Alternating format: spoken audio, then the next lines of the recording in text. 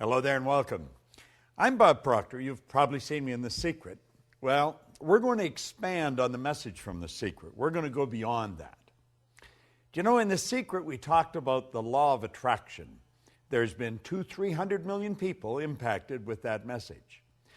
But I want to take you a little further. There's 11 lost laws. These 11 laws that go along with the law of attraction, I think you're going to find rather interesting. And I want to share a few thoughts with you that lead up to this. And I want you to prepare for these lessons as they come out. Do you know, the author said that we should proceed to use our thinking faculty and take care that it does not use you. Well, I think that's true. Do you know, most people are controlled by what's going on outside. They're not using their mental faculties to really control their life. The author says, master your mind and guide it intelligently. Well, you know, if you look at the results of most people, that's not happening. People are not mastering their mind. They're not using it. They're not controlling their own life. As you get involved in these laws, each one of them brings a specific message. And as you bring your mind in harmony with these laws, your whole life is going to change. Let me continue here. He said, learn to think as you ought to think. Give your mental life to the matters that are absolutely essential to your welfare. Have you ever wondered why 1% of our population earns 96% of all the money that's being earned? Do you know, things are so totally out of balance that when you hear those statistics for the first time, you think they can't possibly be true, but they are. And you know, Huxley was right. He said there's only one corner of the universe that we can change, and that's our own self. Now, this author said, the balance of all thought to themes of beauty, truth, and progress. In other words, live with the ideal, but do not neglect the practical. He said, aim to adjust the two and strive to be on the outside of what you idealize on the inside. Your thoughts make you. And your ideals, principles, or ruling desires will determine your destiny. Now, I have studied this material since 1961. October 1961 is when I really began to study this. So naturally, I've watched a lot of things change. I've watched things change in the world. I've watched the attitude of people shift. And it shifts primarily because we're starting to understand ourselves better. We have here, learn to use your powers unless you wish to be used by them. Make a daily effort to use the knowledge that you have gained. Try to improve upon all of your opinions. Endeavor to obtain a truer and a larger conception of each of your personal views. Now, I have found, as we start to understand this, and as we start to dig into these laws, that everything in our life starts to shift. Do you know what the laws are? Think about it for a moment. Did you really understand the law of attraction before you saw The Secret? Do you know, a lot of people saw The Secret and they thought that the law of attraction just came into being. That's like hearing about the law of gravity and think we just invented it yesterday. The law of attraction's always been here. It's based on another great law, the law of vibration. Well, you're going to find, as we get into these 7 laws, I'm going to give you a short overview on each one of them.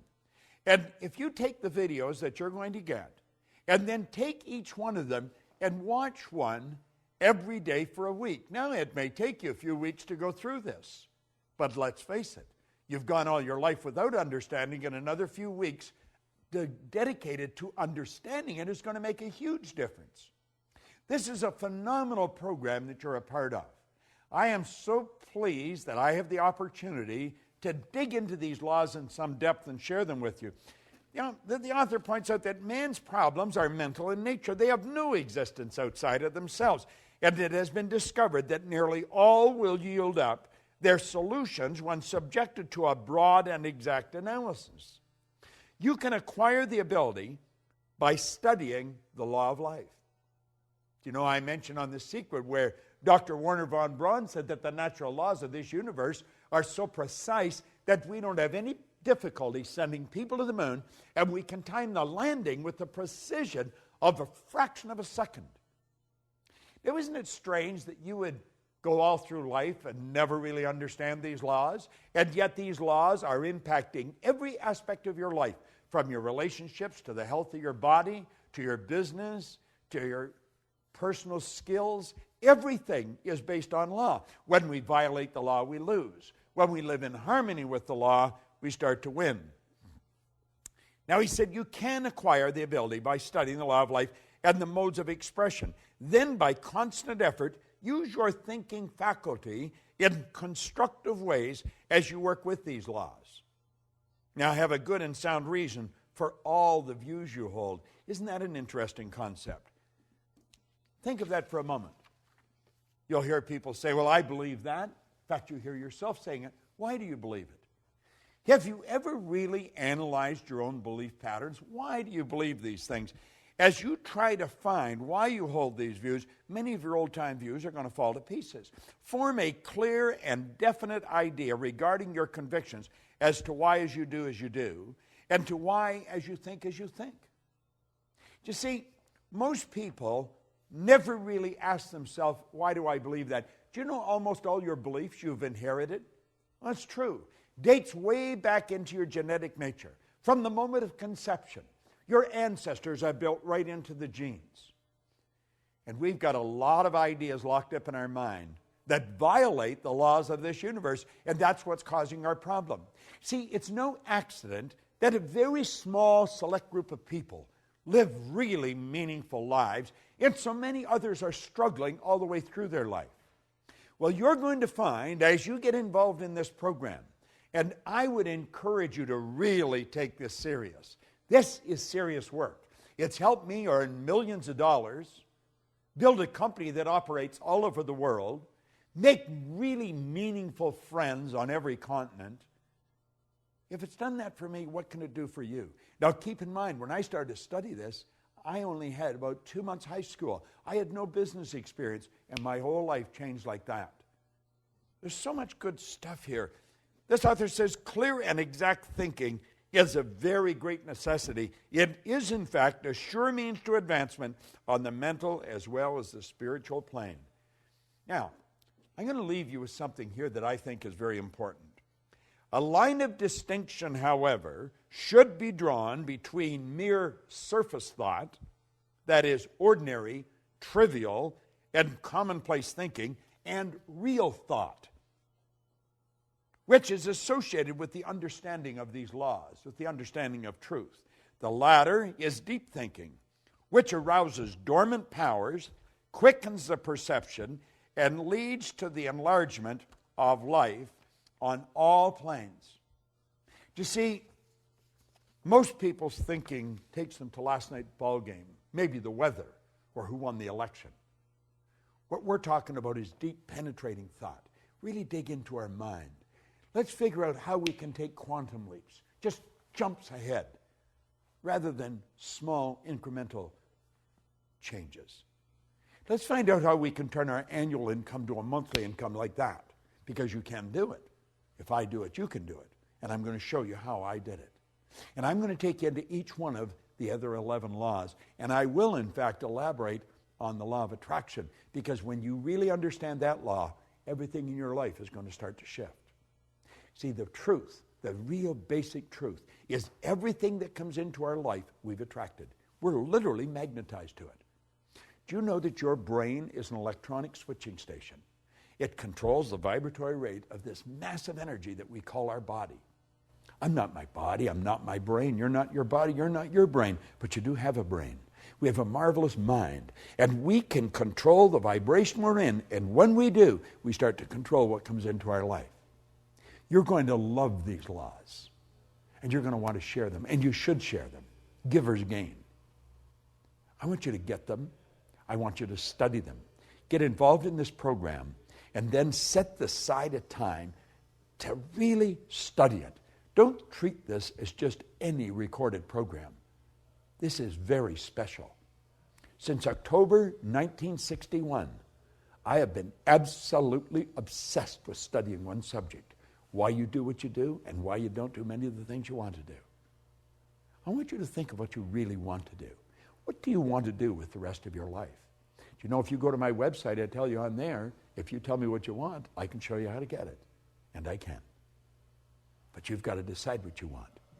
And then you want to get into these lessons. The 11 laws. It's phenomenal. And the 12th, I'm going to elaborate on it for you. Make sure you get involved. Set aside the time, and you're going to love it. The videos that you're going to receive here will change your life. Along with the rest of the program, life will never be the same again. This is Bob Proctor, and thank you. And I look forward to meeting you in a seminar sometime in the very near future.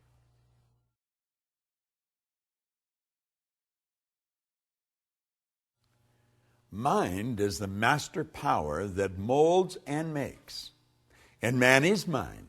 And evermore he takes the tool of thought and shaping what he wills brings forth 1,000 joys or 1,000 ills.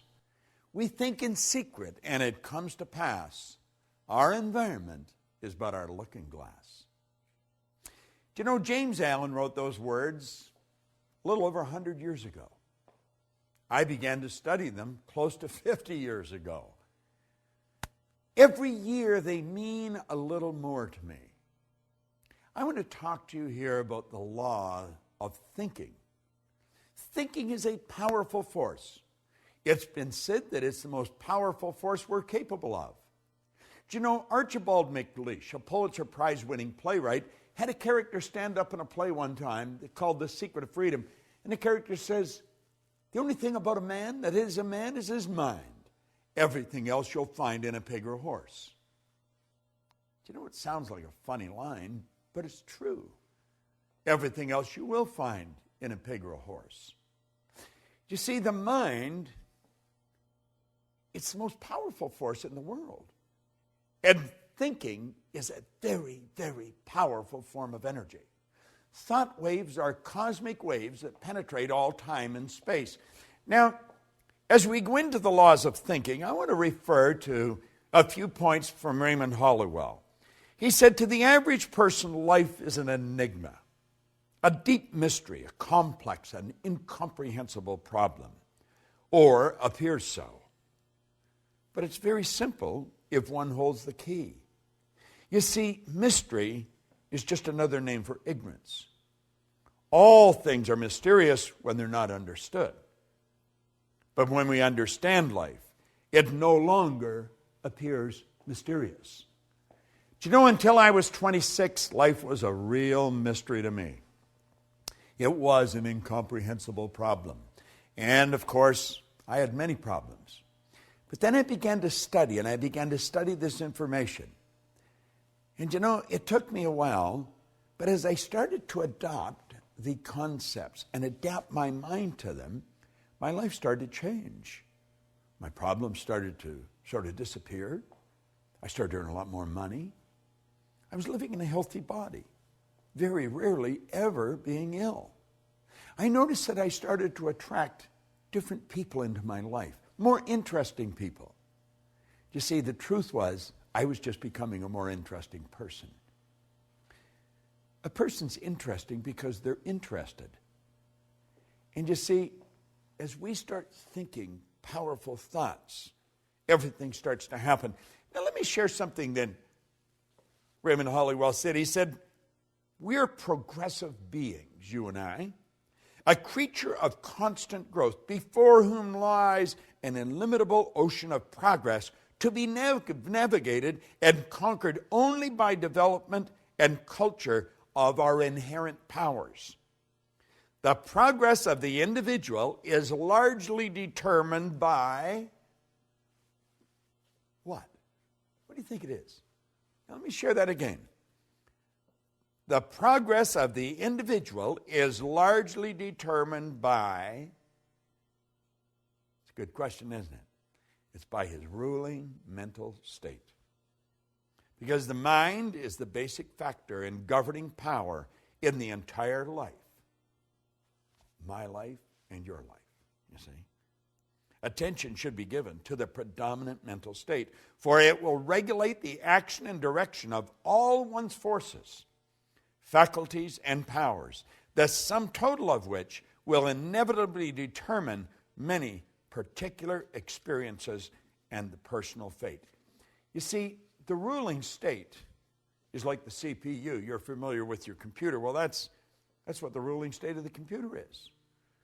You see? The ruling state of mind is made up of various mental attitudes, which the individual adopts towards things, events, and life in general. If the attitudes are broad in mind, optimistic in tone, and true of life, his predominant mental state will correspond and exhibit a highly constructive and progressive tendency. As almost all the forces of the personality function through the conscious mind in one way or another, and as the daily mental and physical acts are largely controlled by the conscious mind, it's obvious that the leading mental state must determine the direction which the powers of the individual must proceed. You see, the ruling mental state is everything. I know that you and I have been trained to believe that we've got to change what's going on out there. We've got to fix this and fix that. And we have literally been programmed to live through our senses, to go by what we hear, see, smell, taste, or touch. But there's been little thought given to our higher faculties: perception, the will, intuition, memory, reason, imagination. And see, they're all our inner faculties, and that's where it really happens. This is where it all begins, inside. You don't have to worry about changing what's going on out there. I don't care if it's your bank account or the health of your body. You're going to find the x-rays will show a different you. The bank account will show a different balance. And everything in life will begin to change as you take over the power of thought. Thought is a very, very powerful force. Let me share something that Raymond Hollywell says on thought. He says thought is a subtle element. Although it is invisible to the physical sight, it is an actual force of substance, as real as electricity, light, heat, water, or even stone. We are surrounded by a vast ocean of thought through which our thoughts pass like currents of electricity, or tiny streaks of light, or musical waves. You can flash your thoughts from pole to pole, completely around the world, many times in less than a single second. Now think of what he's saying. You can flash your thoughts right around the globe several times in less than a single second. Scientists tell us that thought is compared with the speed of light. They tell us our thoughts travel at the rate of 186,000 miles per second. We have a hard time comprehending that. He goes on to point out that our thought travels 930,000 times faster than the sound of our voice. No other force or power in the universe yet known is as great or as quick. It is a proven fact scientifically that the mind is a battery force, the greatest of any known element. You see, the thinker is like the computer processor. When it's finely tuned, it really works fast. You can think, and what you think ultimately produces the results in your life. See, there's laws to thought. I'm going to tell you something that I've learned beyond a shadow of a doubt. The thoughts that you think and turn over to your emotional mind instantly, by law, control the vibratory rate of your body. Your body is a massive magnetic energy. It truly is. If you put your body in front of an infrared television camera in a completely dark room, you just see it as a glistening, radiating, gleaming form. As a matter of fact, if you could hear it, it would be like a symphonic concert being played. Oh, I know, to the eye it just looks like a thing, But it's not a thing. The body itself is one of the most magnificent instruments on the planet, and you live in one. And it's how you think that is going to dictate what this body is going to do. We know that our actions produce our results. If we want to change our results, we've got to change our actions. However, If you don't go to the thought, the actions are never, the actions may change temporarily. But believe me, the thoughts that you think repeatedly become fixed in your subconscious mind. And those thoughts are going to determine what happens in your life. Make no mistake about it. Now, play with this for a moment. We hear a lot about positive and negative attitudes or positive and negative thinking. Well, some think that we deal with two forces. That is, we attract the good and we must do away with the bad. You've heard that many times. We attract the good, we must do away with the bad. Well, that is not true. For example, if we are cold, we do not work with cold and heat alike in order to get warm. This is very simple processing that we're going through here, mental processing. We build a fire and we gather around the fire and we enjoy the heat that is extended from it and we become warm. As we build warmth, the cold disappears, for the cold is the absence of the heat. Just like dark is absence of the light. Let there be light. You see? To be warm, we give our whole thought to those things which tend to create warmth. We ignore the cold in thinking of heat and bring forth heat. Prosperity and poverty are not two things. They are merely two sides of one thing, the same thing. There is but one power. Rightly or wrongly used, we cannot think of plenty and then worry about the unfavorable conditions that may seem apparent. If you want to change the results in your life, and I'm just working on the premise that you do, or you wouldn't even be watching this film right now, give your thought to your mind. Give serious thought to this series of overviews that I'm doing on the laws that you're studying. You see, Huxley was right. He said the only corner of the universe that we can be certain of improving, it's our own self. That's all. You know, all those things we want to change outside, they're all a reflection of what's going on inside. Well, that may be a big idea for you right now, but as you study this for a week, a month, a year, and then come back and hear me say that, it's going to sound like a totally different statement. You choose your thoughts, and your thoughts create your life. You truly do become what you think about. There is a law of thinking. Make no mistake about it. This is Bob Proctor, and thank you.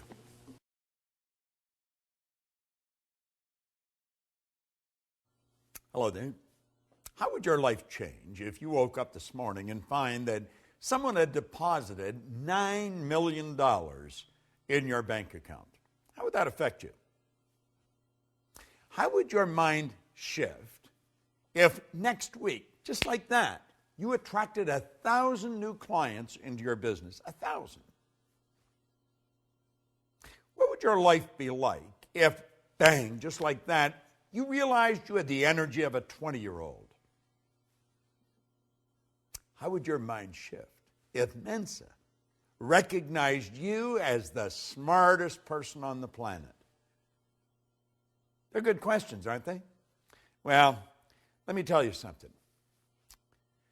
There's a lot more than 9 million just waiting there to come into your life. There's an infinite supply. And the 1,000 clients, there's tens of thousands of people out there just waiting for someone to come and serve them.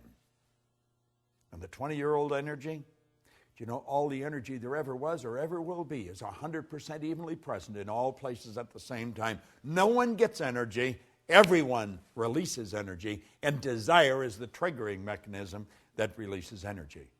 And as far as being the smartest, hey, listen, the smartest sometimes are not the most effective. Being smart isn't the answer. Being effective is the answer. Did you know that all the knowledge there ever was or ever will be is 100% evenly present in all places at the same time?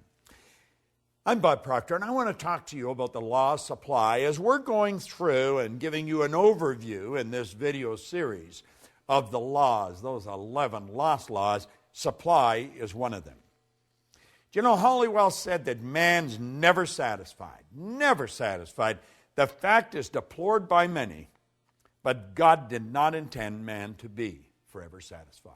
You see, dissatisfaction is actually a creative state. That's right. There's a lot of people that mix up satisfaction and happiness.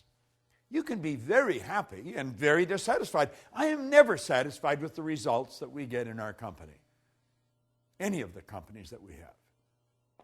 I'm happy with them, but never satisfied. See, dissatisfaction is a creative state. Yeah, it was dissatisfaction that led to the incandescent light. Edison just got sick and tired of dealing with a wax candle or a kerosene lamp. You see? Yeah, it was dissatisfaction that led the Wright brothers to introduce us to a brand new kingdom. Yeah, it was dissatisfaction that took Edward Hillary right to the top of the world. It was dissatisfaction that caused John Kennedy to make a statement that we would be on the moon in this decade. He said that way back in the 60s. Now, I hope you are dissatisfied. And if you're not, well, I'm going to say a quiet prayer for you. See, we believe, therefore, that it is right and good for people to seek to gratify all pure desires and ambitions. Now, I know there's a lot of people that don't agree with that, but they don't agree with a lot of things. But you're going to find out the small select group of people that really understand these laws, understand there is an infinite source of supply. Everything comes from one infinite source. Everything's made from the same. The difficulty with some is that they can more easily look to the creature as the source of their substance than to the Creator. It's just beyond the average person's grasp. We don't really believe that God is the source of our substance. Now, when we start to believe it, I think it starts to happen. Let me share something with you that I read a long time ago. Dr. Wernher von Braun was one of the greatest scientists that ever lived. He's considered by many as the father of the space program. Think about this for a moment. He said after studying this now before I mention this, let me also mention that for a long time science and religion were antagonistic. They just could not come together. But they since have come together. Now, von Braun said that after years of studying the spectacular mysteries of the cosmos, he was led into a firm belief in the existence of God. Now, I'm not trying to turn this into a religious dissertation. I am just mentioning my own personal belief after studying these laws for very close to 50 years. I see the law as the uniform and orderly method of the omnipotent God. A law is something that happens every time with every person everywhere. And everyone that has accomplished anything will be quick to tell you this. See, as we look back, everybody loves a dead genius. They really do. But you know, all of these great geniuses from history that we look at, they were considered geniuses when they were alive. The Wright brothers were considered real heretics. They really were. See, the people that made it happen, they were out of the box. They weren't ordinary thinkers, but they understood that there was this governing process called the law. You see, before we're able to believe in abundance of good, we've got to then see and enjoy that everything comes from one infinite source of supply. And when we really understand that, everything is going to change direction for us. Nothing can be made from something any more than something can be made from nothing. But where does water come from? Let's give it some thought. If we went outside on a nice clear day and stood there with a cup, just stood there, and we were patient, and we stayed there long enough, do you know that that cup would fill with water? Yeah. You would see in the no thing, you would see a cloud formation. And the cloud would become very heavy and very dark, and before long, water would fall out of it. Now, if we stayed there with that cup, where would the water go to? It'd go right back to where it came from. See, as above, so below. As below, so above. I want you to think about that. Nothing is created or destroyed. Everything's in a constant evolution of change. We literally live in an ocean of motion. You and I have the godlike ability to create images in our mind. And as we create the images in our mind, we control the vibration that we're in, and that vibration sets up an attractive force. In the seminars that I conduct, I hold up a little acorn sometimes that comes from a giant oak tree. But the little acorn is nothing but a mass of energy in a high speed of vibration. It's just a little physical nut. Now, if I kept that acorn in my pocket, that acorn would disintegrate because it's governed by a very, very basic law, create or disintegrate. And it's not in an environment that's conducive to its unfoldment. But let's suppose I take and I plant that acorn in the earth. Do you know that there's particles of earth that are in harmonious vibration with that little mass of energy that we call an acorn? See, if you looked at the acorn through a microscope, it's not solid. It's just a little mass of energy that's dancing. Let me digress for a moment. Let's suppose I took 2 drops of water on a glass-top table and I pushed them together until they touched. Then I'd have 1 drop, wouldn't I? I'd have a bigger drop. Let's suppose I put another drop and I pushed it together. Now, what do you think the odds are of me separating that one little drop, the one little puddle, I guess I could say, back into the same 3 little mass of molecules, the same 3 dots? You know it's not going to happen. You know, what God hath joined together gives it new meaning, doesn't it? Well, you see, there's particles of energy that's jammed right up against the acorn in the earth that don't vibrate in harmony with the acorn. But there's particles of energy that do vibrate in harmony with the acorn, and the acorn's like a magnetic force, and if you could see it with the naked eye, you would see little particles of energy marching just like obedient soldiers right towards the acorn. And as they touch the acorn like that, like the 2 drops of water, they become one with the acorn. And this process is continuous. It's continuous. And the only particles of energy that the acorn can attract are the particles that vibrate in harmony with it. They're on a frequency. And the acorn keeps attracting and keeps expanding. And the shoots come out of the bottom, then it breaks through the earth, and it attracts from the atmosphere as well as from the earth. And before long, you'll see a giant oak tree. All by attraction. It's all energy moving. There's one source of supply, just one. Well, do you know that you are attracting to you right now from an infinite source? Now, if you're holding thoughts of lack and limitation, that's what you're going to attract. The universe, by law, can only give you what you put in the order for. What are you putting in the order for? We talked in a previous video about thinking. There's a law of thinking. Well, as you think, you attract. So think about it. What have you put in order for? What are you attracting? Everything comes from one infinite source. You might say, well, I don't really understand that. Then just take my word for it, because I do understand it. And if you study it for a while, you're going to start to understand it. Like Solomon said, in all you're getting, get understanding. Well, let's understand where everything does come from. There's no lack. There's no limitation. As long as you live through your sensory factors and just go by what you see, then there will be lack and limitation, because you're dealing with a very limited view. But when you start dealing with the God's eye view, you see things from a much higher level. There's no lack and no limitation. And understand this, what you think you attract, and you attract from one infinite source of supply. Study this law of supply. It's a phenomenal law, and it works for every person, every time, everywhere. This is Bob Proctor, and thank you.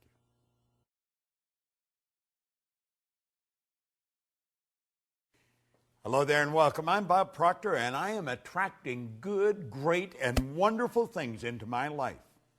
Money comes to me in increasing quantities through multiple sources on a continuous basis through the law of attraction. And that's what I want to talk to you about, the law of attraction. See, the underlying law that regulates supply in the world of effects has 2 important phases. One is desire, and the other is expectation. I want you to imagine that you're fishing. Now, you may have never gone fishing. You've certainly seen people that have gone fishing. And you take and you get the line all fixed, and boom, you cast it out. And as soon as that plug hits the water, bang, a fish strikes. Now, you got the fish on the end of the line, but you are never going to have that fish if you don't reel it in. Well, you see, when we desire something, we are instantly connected with the invisible side of whatever good we desire. It's expectation that reels it in. Now, most people don't understand this, and they attract what they don't want rather than what they do want. I remember years and years ago, I got a bumper sticker that said, "Expect a miracle." And I kept looking at that bumper sticker, and I kept looking at it, and I got to the point where I was expecting something so good to happen in my life that I wouldn't be able to explain it. You see, I come to realize that a miracle is a word, Voltaire said, it's a word that we invented to express the known effects of unknown causes. It's something that's so good that's happened to us that we're at a loss to explain how it happened. I want to explain how I attracted something into my life that literally changed my life, changed my business, but it changed the lives of 200 or 300 million people as well. I got a phone call on my cell phone, and it was a very garbled message. I had difficulty understanding it, and I didn't delete it, but I just kept hitting the pound or the hash and leaving it there in the phone. And one day, my phone was full. So I thought, I should empty the thing. I think I was in an airport at the time, so I sat down and I took all the messages off one at a time and wrote them all out and then deleted them. And I phoned Gina Hayden, who's worked with me for the past quarter century, and I said, Gina, I think this woman's name is Glenda, and I think this is the phone number. It sounds like an Australian phone number. Would you phone now? There's something about a film. Would you phone and see if the number's even the right number? Now, I'd had it on my phone for a good month. And so at any rate, a couple of days later, or maybe even later that day, I've forgotten now, I'm talking to Gina, and she said, well, that was the right message. Her name was Glenda, and you had the right phone number, and there's a film crew in from Australia, and they're shooting this film, and they really wanted you in it. But they haven't been able to reach you, and they're shooting in Aspen all weekend, and they're going back to Australia first of the week. And Gina said, isn't that strange? Bob's doing a seminar this week in Aspen. Now, I hadn't been in Aspen for a couple of years. And I check into my hotel. I just went next door where they were shooting the film. And the film, of course, was The Secret. And you know, all of a sudden, all over the world now, people know Bob Proctor, and they know about the work that I do, that I love doing. I believe that I attracted Rhonda Byrne into my life. But I also believe Rhonda Byrne attracted me into her life. And you see, the secret I attracted. I expected something big to happen. And I'm going to tell you something. I expect something even bigger to happen. Now, the law of attraction is it's a law that many people now are very familiar with. And of course, I think that the secret has probably communicated that law better than anything that I have come across in all the years I've been in this business. They deserve, the people that put that all together, deserve a lot of credit. A lot of people think I made it. I didn't make the film. I just sat there for a couple hours and talked, sharing what I knew. And a lot of good things have happened. Now, the law of attraction is not a primary law. The law of vibration is the primary law. See, everything in the universe vibrates. We literally live in an ocean of motion. I want you to look at the walls that surround you. You think those walls are solid. They're not solid. Nothing is resting. Everything is moving. A body in a coffin is moving. Now, you may think that I'm sniffing something, but I'm really not.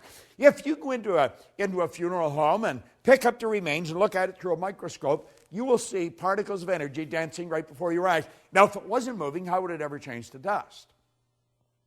Well, you see, you and I have a brain. And our brain is an electronic switching station. And our thoughts activate brain cells and control the vibration we're in. And the vibration we're in controls what we attract into our life. Now, this law of attraction is a phenomenal law. And I think the law of attraction, as it's brought out in this series, it's very well done. And I would encourage you to study into it in some depth. Because everything that comes into your life, you attract into your life. Now, you may be saying, does that mean that I have a cold, that I sat and thought I'm going to get a cold? No, it doesn't mean that at all. But you did attract the cold. You see, I don't think you sit and think I'm going to attract a cold. I think you put yourself in a very confused vibration. There's a law of gender. It decrees that all seeds have a gestation and incubation period. And after about 30, 45 days of going through that indecision, that confused state, you have a cold. That's what the cold is. It's just the expression of all the confusion. Anyway, we do attract everything into our life. Now, for many, many years, I had a terrible time with money, as most people do. And I was forever letting my outside world control my thinking. So my outside world was dictating what I was going to attract. Now, I didn't have any money. I had debt, and I'm thinking debt, I attract debt. If your goal is to get out of debt, you're going to stay in debt forever. Because whatever you think of, you attract. And you'll say, but I was thinking of getting out of debt. I don't care if it's get out or get in. You've got to start seeing what you want. In a previous lesson, we pointed out that you don't work on cold if you're cold. You work on heat. See, cold is the absence of heat. So you work at creating heat. Well, if you want good in your life, quit trying to change the bad. Quit trying to get rid of the bad. Let it go. Let the dead bury the dead. Let it be part of the past. Start to see the good that you desire. Visualize it. See it as present in your mind. The second you've got the idea in your mind, you've got it intellectually. The second you internalize it, you've got it emotionally. And then it's only a period of time until you attract it physically. Attraction's a very powerful process. We are all magnetic creatures. We're all a mass of energy. Everything in this universe works on the law of attraction. You go into some restaurants, and they're always busy. The energy is good in those restaurants. You go into others, there's hardly anybody there. Isn't that strange? You go into a clothes store, and you may be the only person there outside of the person that's running it. You go into others, and there's people coming and they're going all the time. It has to do with the energy of the place of business. And the place of business is nothing but an expression of the consciousness of the person that's running the business. When we start to understand this, when we start to understand that we literally attract everything into our life, and it's our thoughts that are controlling what we attract, our whole world's going to change. You see, nature does not deprive us of any good or desired thing. Now, Hollywell points this out so well. It does provide us with the mental equipment and the inner power to acquire and enjoy the essential good to ensure a happy and a worthwhile existence. And it all happens in a very simple method. It's so complicated because nobody studies it. See, I always feel if we can teach a little child that maybe is just learning to walk, how to talk, we can teach them language. We can teach them multiple language. A baby at birth is a linguistic genius. If we can teach the child language, surely we can teach them something so basic as these laws. You say, well, why haven't we? Because hardly anybody understood them. The parent's not going to teach something to the child that they don't even know. The parent's only going to give the child what they've got. You see, what you don't fix, your kids are going to inherit. You should put a big sign on the refrigerator, attraction. Put it on the outside of your bank account. Hang it in your mirror where you put your makeup or shave in the morning. Put the word attraction everywhere. And start to realize whatever you want, you'll begin to attract. That is an absolute law. This isn't just my idea. It is an idea that I've fallen in love with. And I want to recommend you fall in love with it. Study these laws every day. Now keep in mind, this video series is just an overview of these laws. Get into it in depth. Get the script. Study the script. You'd be so glad you did. This is Bob Proctor. Thank you.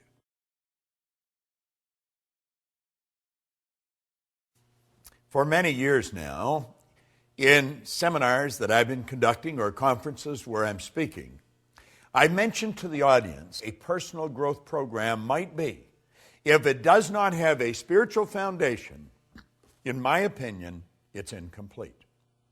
This program definitely has a spiritual foundation. I'm Bob Proctor, and I want to talk to you on the law of receiving. Here's a line from it. He who seeks a greater life with getting as his objective does not seek life in trueness of spirit. In other words, they're going to have a problem. They are definitely going to have a problem. Now let me read another highlight from this program, and that's exactly what this video series is.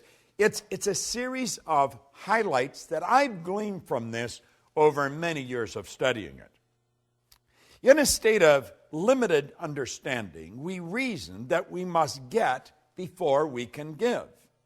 And then we turn and walk in the same mental rut as before by reasoning that we must give before we can get.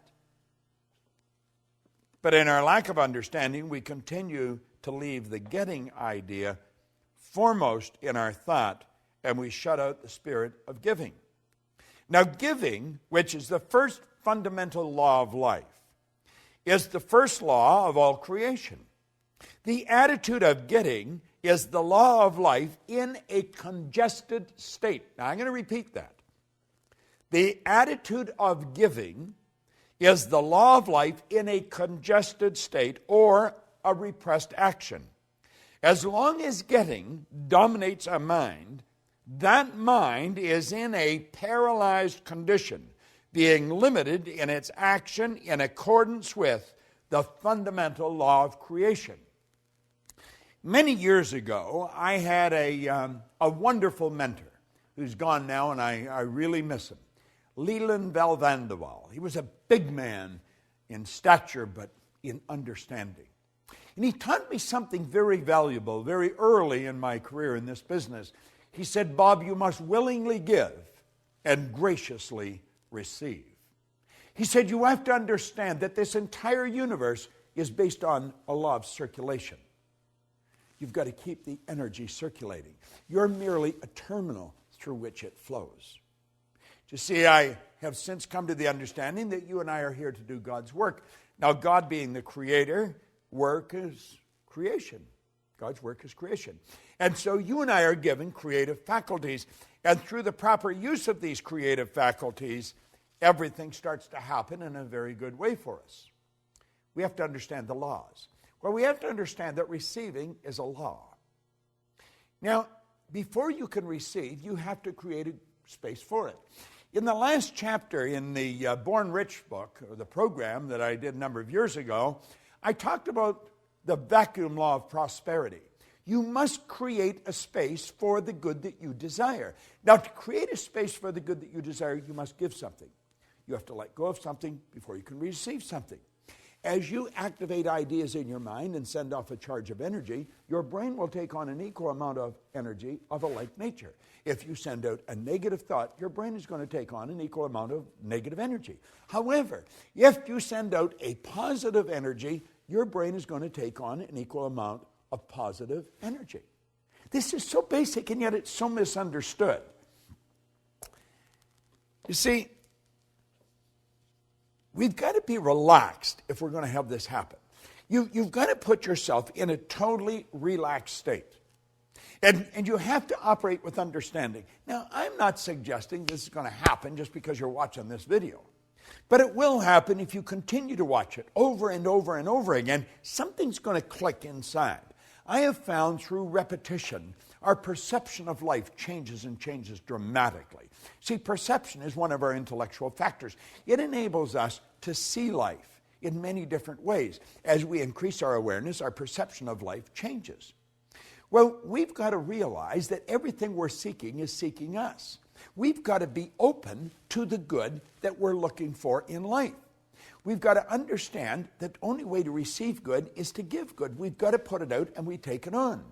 If I cause someone I come in contact with to feel good about themselves, I am going to feel good because I put that good through me to get to them. So you see, I receive simultaneous with giving. They're all hooked together. You can't separate them. It's the flip side of the coin.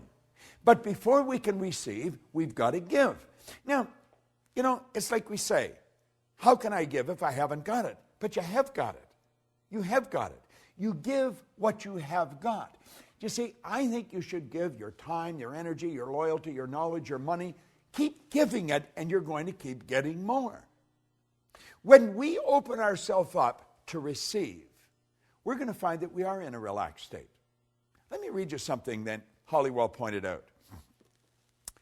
When we relax from strain, the law has a chance to reply to our desires. And things begin to change for us. Have you not seen this work in trivial things such as books or clothing or invitations or a desire to see a certain friend? Possibly at some time you sent out a thought or a desire and then forgot about it. Just totally forgot about it. The next thing you knew, you had the book presented to you. You received an invitation. You were walking down the street and bumped into the friend that you desired to meet. It happens all the time. But you see, if we're focused on it and we're straining and we're really, trying everything we've got, we're uptight. It doesn't happen. My wife and business partner, Jerry Robert, and I were sitting in a restaurant the other night. And it was rather interesting. We had just sat down. And this woman come over, and she was bubbling over. She said, I can't believe it's you. I just can't believe. I said to my partner, did you see who just walked in here? And she said, I just can't believe it's you. And then she pulled the secret out of her purse. And then, in a very excited fashion, she waved to her partner to come up. He was the chairman and CEO of a company. She was the president and chief operating officer of the company. The company is World Moon Resorts. Their brand is the moon. How would you like to have that for a brand? Everybody on earth can look up and see their brand. Doesn't matter where they are. Well, she started to tell us a story, how they were working on this project. They've been working on it for about 10 years. That they've been working on this project, and they had spent millions of dollars and all of their time, and they were almost ready to give up. And I guess when they're almost ready to give up, they just sort of relaxed. And someone gave them the secret, and the secret fired them up again. Now, we were listening to them. We weren't quite sure what they were talking about, Moon Resorts, and they were going to build this place in Abu Dhabi, over in the UAE, and it was going to be the largest project in the world. 60,000 condos. And we're looking at them and listening. We're thinking, wow, this is really getting pretty interesting. Then they gave me their 2 business cards. And they said, here's your ticket to the moon. Now, he ran out to the car and come back in and gave us a DVD. I got home and I watched the DVD. Well, it almost blew my mind. It was absolutely incredible. I want you to go to their website and take a look at it. It's just worldmoonresorts.com. It's phenomenal. And these 2 people were so excited by what they received. But they had been giving. They'd been putting out for years. And somebody walked up and handed this to them. And I thought, well, if they're that excited over the secret, I'm going to excite them some more. So when I got home, I sent them a Science of Getting Rich program, big box in a briefcase, and they got it the next day. Tonight, Jerry and my business partner, my wife and I, and Sandy, another business partner of mine, we're going to have dinner with them. They're leaving for Abu Dhabi tomorrow. But they're fascinating people. They're operating with a huge idea. These people are really into understanding this. And they're putting out and they're receiving.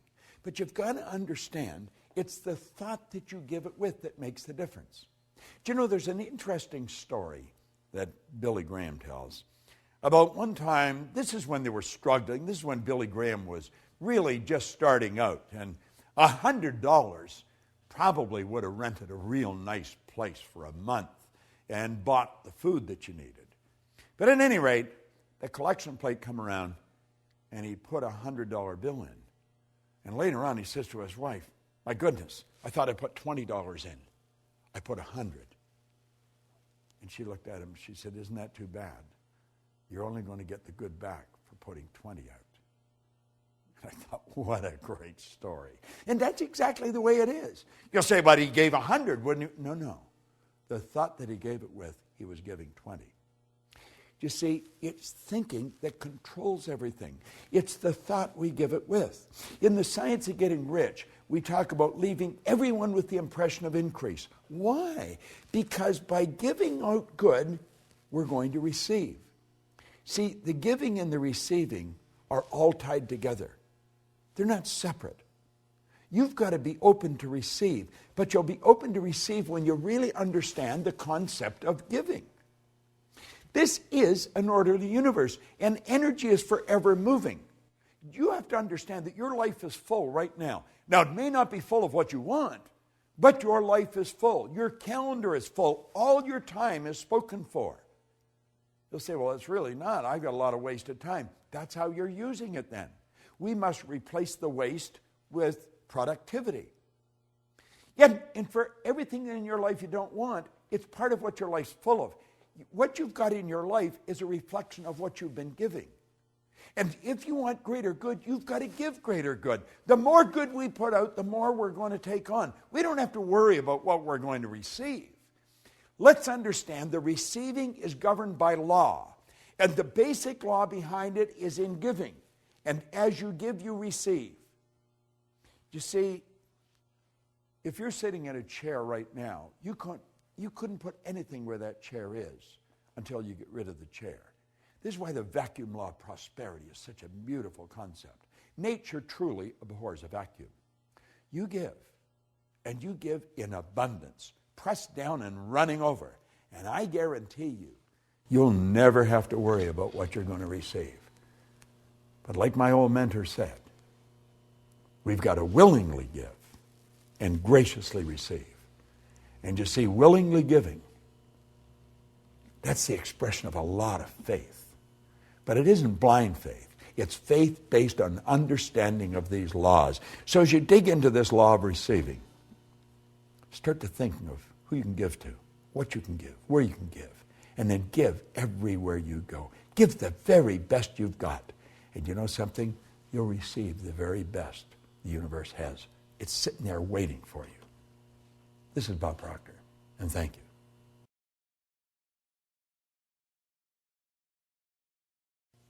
Hello there and welcome. I'm Bob Proctor, and I want to talk to you about the law of increase.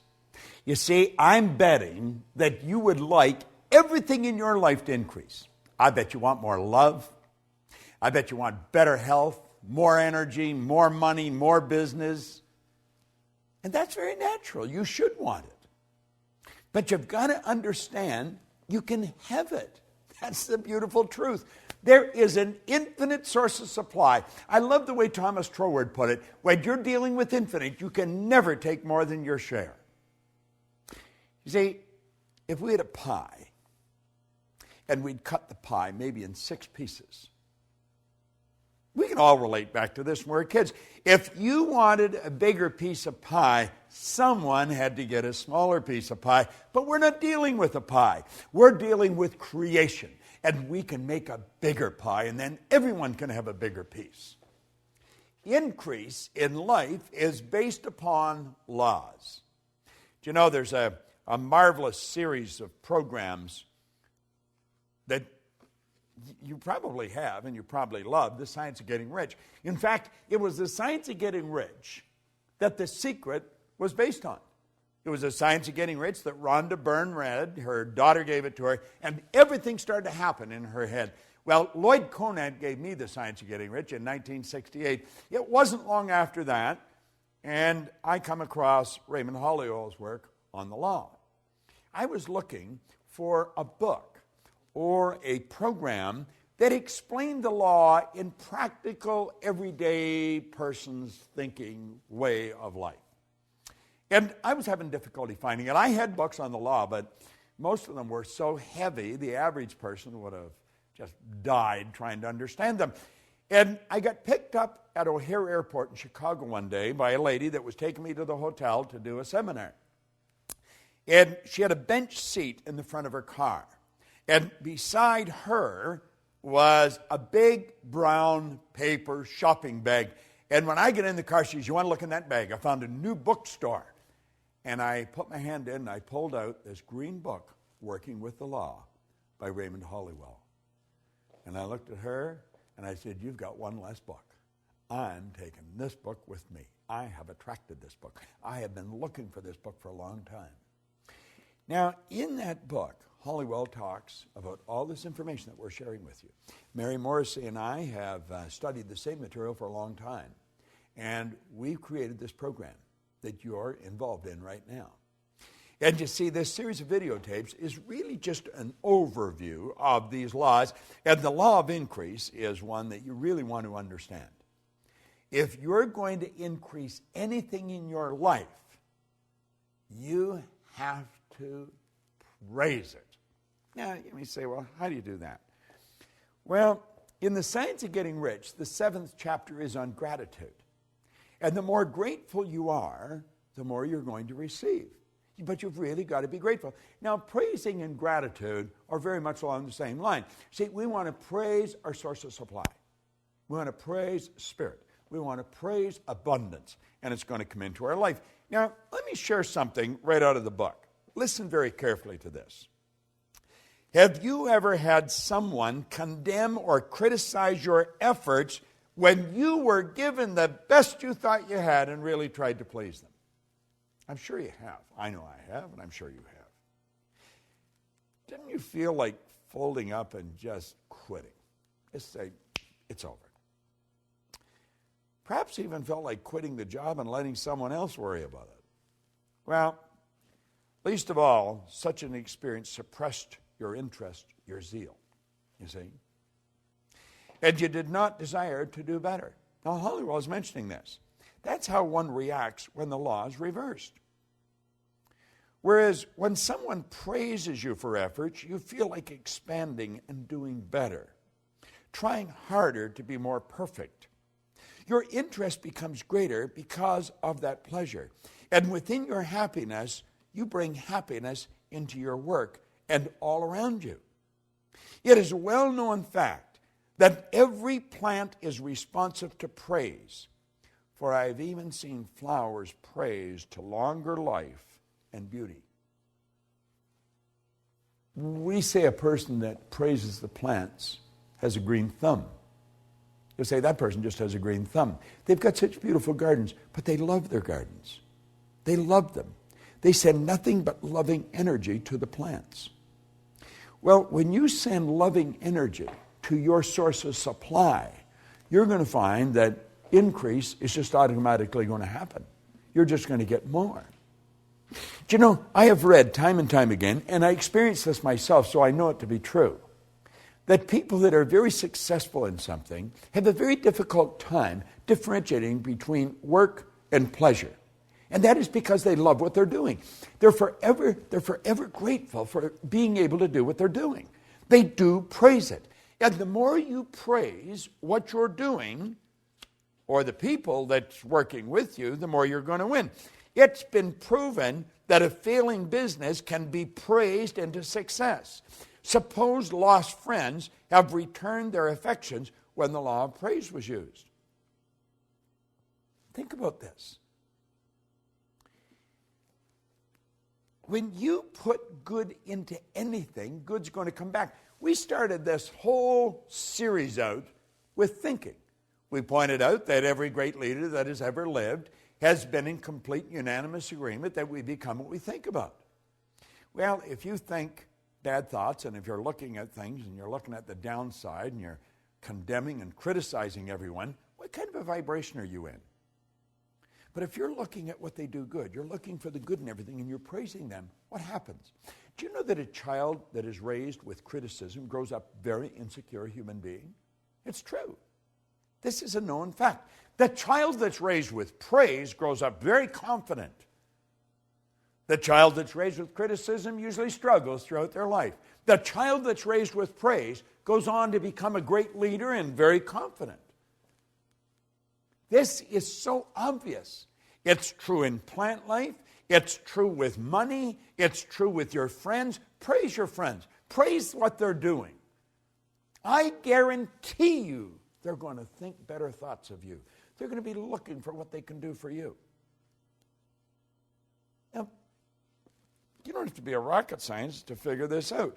Praise changes our observation, our whole outlook of life. In the past, we were in the habit of seeking our weaknesses and failings, as well as the shortcomings of others. But now we see differently. You see, praise changes your perception. Now think of this for a moment. If you're going to praise people for what they're doing, you're first going to have to look for something they're doing good. And if you're looking for something they're doing good, what you're doing is you're using one of your higher faculties, one of your creative faculties called perception. You're looking for it. You're seeing the good in it. And then when you see it, you want to make them aware that you see it. Well, this doesn't just work with people. This works with plants. It works with animals. It works with all of life. Because we've got to realize that intelligence is omnipresent. There's intelligence in a garden rock. There's just no conscious awareness of the intelligence. See, intelligence is omnipresent. We're talking about a power that's 100% evenly present in all places at the same time. Yet this power operates in a very exact way. It's by law. So it only makes sense that if praise works with people, it works with plants, works with animals, it works with all of life. And if we're going to praise anything, we're going to have to see the good in it. We want to look for the good, and then we want to praise it. Now, if I were looking for the bad, you're not going to praise bad. You're going to criticize it. You're going to condemn it. You're going to feel bad. You're going to feel sorry for yourself. But if you're using your perception to find the good in life, then it's going to become easy to praise it. Be grateful for it. See, praise is it's a great concept. And you want to know something? It is the basic foundation governing the law of increase. If you want to increase anything in your life, begin to praise it. Be grateful for whatever you've got and see greater good coming. Now remember, we talked about receiving. You've got to be open for it. You've got to be relaxed. Well, if you want to receive increase, you've got to be open, you've got to be relaxed, and you've got to praise what you've got.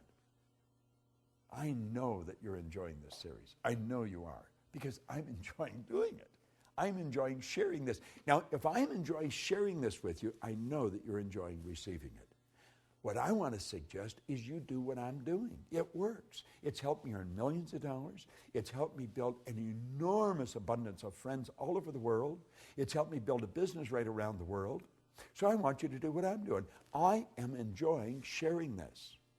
And I'm praising you for using it. You go and extend it.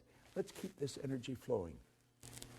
To me, to you, through you. Who are you going to give it to? You know it works. You want to increase? Praise what you've got and share it. Willingly give it and graciously receive it.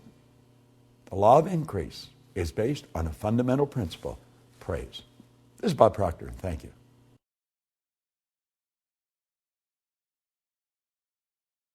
You know, it's written in the good book that whatsoever a man soweth, that shall he also reap. Well, you know, Emerson said that was the law of laws, and he said if that law didn't exist, we should invent it. I'm Bob Proctor, and I want to talk to you about the law of compensation. I first learned the law of compensation from Earl Nightingale. Earl Nightingale explained it probably better than anywhere I've ever read it. Now, I've read Emerson's essay on compensation, and we, of course, have the law of compensation here in this Working with the Law series. But the law of compensation is a law that we must understand. And we must understand it if we're going to apply it. And when we do apply it, we're going to find that the universe is very friendly towards us. The law of compensation is based on 3 steps. The amount of money or good you receive is going to be in direct ratio to the need for what you do, your ability to do it, and the difficulty there is in replacing you. I want you to think about that for a moment. The amount of money or the good you receive in life is going to be based on just 3 points.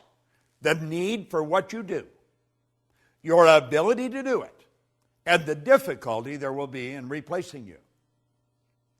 You see, I quickly learned that there is a phenomenal need for what we do in our business.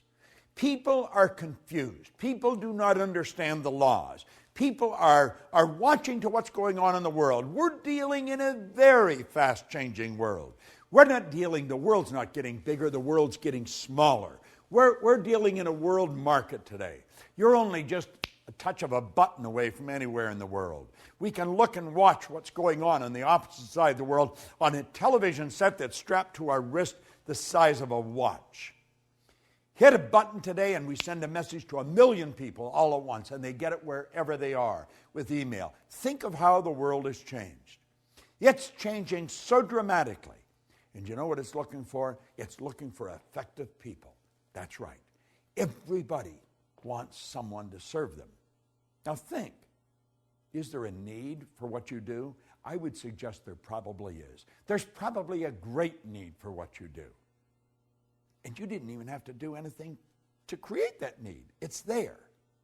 The second step is your ability to fill that need. How good are you at doing what you do? That's so important we understand that. Most people just do enough to get by. It's been often said that most people work just diligently enough so they don't get fired, and the company pays them just enough so they won't quit. It doesn't work. It doesn't work. It's in violation of the law of compensation. See, the second step, your ability to do it, is going to take care of the third step if you do the second step right. The difficulty there is in replacing you. When you become so effective at what you do, you're very difficult to replace. That's when your stock goes up. You will find that there will be people waiting in the wings to hire you, to pay you to go and work for them. When you perform your task to the very best of your ability, or when you are through your work and you do it well, you infallibly bring out the best there is in you. Now, you see, I learned a long time ago that if I make up my mind, I'm going to learn how to communicate this more effectively all the time, then my income is going to keep going up. My customers are going to keep coming. Now, we have people come to us from all over the world. That is not an accident. That is by design, and it's by law. Now, you might ask where you live. I live in Toronto, in Canada. Now, my office is in Phoenix, but I have other offices around the world, and I work with people all over the world. But how did you and I come together? I'm going to suggest that you and I came together because I made a decision many years ago that I was never going to stop attempting to improve the service I render. And hopefully, I would attract people like you into my life because I was giving the very best I've got and always trying to do it better. See, every day I study. I study every day.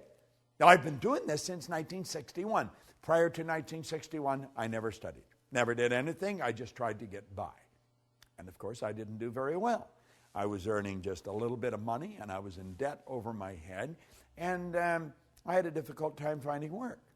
Today, I don't have a difficult time finding work. I have a difficult time hiding from it periodically, but we work all over the world. Why? Well, 3 steps, law of compensation.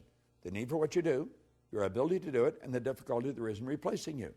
Now, if you make up your mind and understand that you have infinite potential, no one knows what you're capable of doing. The most erudite scientist alive will not even guess at what you're capable of doing.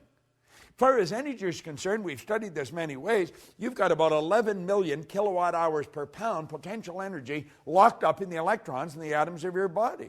Your brain is an electronic switching station that boggles the mind of the wisest.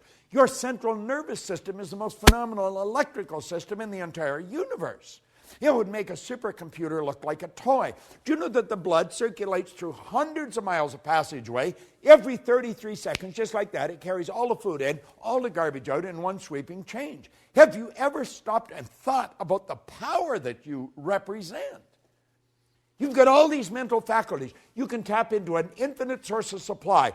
Listen, when we talk about you, we're talking about something that is awesome. The highest form of creation on the planet. That's what you and I are. Now, are we using it? Well, for many years I didn't. My whole idea was just get by. But then I started to study this material, and it started to make sense. And I thought, I'm going to change. I'm going to change how I'm living. And I got into Earl Nightingale's material.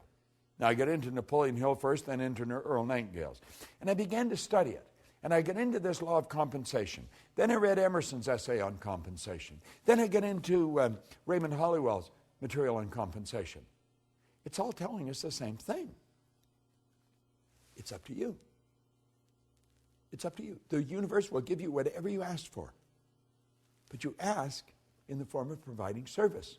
You see, you get back exactly what you put out. You put a lot out, you get a lot back. We are raised with the misconception that you go to work to earn money. You don't go to work to earn money. Working is the very worst way to earn money. We have a company called the Chairman's Club. And the Chairman's Club is designed for one thing, to show people how to earn money. You just go to the Life Success or lschairmansclub.com, lifesuccesschairmansclub.com, and look it up. That's the sole purpose of it. And in that club, we show people how to earn money, how to set up multiple sources of income. But the whole thing is based on providing service. You've got to provide service. See, the concept behind the club is that you can earn so much money when you're sleeping, you can do whatever you want when you're awake. Now, that sounds bizarre to most people, but most people don't understand the law of compensation. We're raised with the idea you go to work to earn money. You don't go to work to earn money. You go to work to gain satisfaction. You should spend your days doing what you absolutely love to do. But compensation, think about it. Our compensation comes to us by law. It's based on three factors: the need for what you do, your ability to do it, and the difficulty there can be in replacing it. Now, I know you may have doubts. You may think, well, if I do more, I'm not necessarily going to get more. Well, you may not get it from where you're working. It may not come from there. It may come from somewhere else. You say, but the company makes up their mind how much I'm going to earn. No, they don't. You don't get your pay from the company. You get your pay through the company. Your pay comes from an infinite source of supply. You see, we've got a lot of these ideas wrong. And look at, if you become bigger than your present position, by law, you must move ahead. That is an absolute law. That's the basic law of the universe. When something becomes bigger than the position that it's in, it moves on to the next space. And if your company is not going to give you more, there's going to be a dozen companies waiting in the wings for you to come along and help. The law of compensation is probably one of the most important laws. I would suggest that as you turn this set off and you stop watching this particular video, ask yourself, how good am I at what I'm doing? Could I get better at it? Could I get a lot better at it? How can I get better at it? Understand this. You've got the potential. You've got more power than you will ever hope to utilize. Are you applying it? Who does a better job at what you do than you do? Are you studying those people? Study their lives. Find out what they do. Do what they do. Read the books they read. The more you study this material, the better you're going to get at what you do. But always remember, the law of compensation is based on 3 points: the need for what you do, your ability to do it, and the difficulty there is in replacing you. And as you go through all the material in these laws, and you study the law of compensation, get the material, get the physical material and study it. It's all there. You're going to find that all the way through all this material, those three steps keep coming up. The law of compensation is based on what you do. Put the energy out there. Put the effort out. Get better at what you're doing. Say, I am going to get better every day at what I'm doing. And your whole world will improve. This is Bob Proctor. Thank you.